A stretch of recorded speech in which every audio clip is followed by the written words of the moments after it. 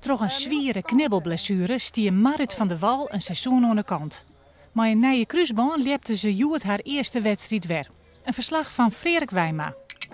Eindelijk is het onze vier. Marit van der Wal mij voor het eerst weer in een wedstrijd over het wetter.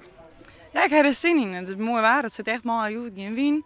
En ja, mooi van de Middellandse Schans. En dan heb ik echt eerste klas wetterhouden staan. Dus dat springt wel lekker. Vertrouwen de alle stok weer. Dus ik heb er zin in. Het begin is nog een lies beetje onwennig. Ze gaat wat te vlug naar de orenkant en komt tot een sprong tot 12,43 meter. Dit is een oerenoude bekende, Anna-Jet Leijenaar. 8 jaar lien stoppen ze op 18-jarige leeftijd, maar ze had weer ruimte en tijd vonden om het nog een keer te bezieken. Dus 8 jaar na dato docht ze weer mee. Ja, het gevoel zit er goed in en ja, ik hoop nou die stok wat verder te krijgen, zodat de afstand niet verder worden. En nou ja, oren weekend maar een topper op en dan zien dat het hoe de 15 gaat. Ja. Anna-Jet Leijenaar eindigen op 14,62.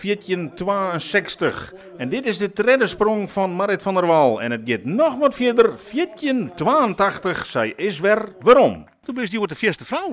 Ja, het zit er nog steeds in gelukkig. Maar Anna-Jet ding natuurlijk fantastisch. Dus ik denk dat wij wel weer op het oude niveau waarom zijn. Dat we alleen nog maar groeien kennen. En ik heb er zin in. Ik ben blij dat het alweer een beetje vertrouwd viel. Het sprong lekker. We streven niet komen, want je meteen weer de tweede stok hebben moeten. Maar echt zeer tevreden.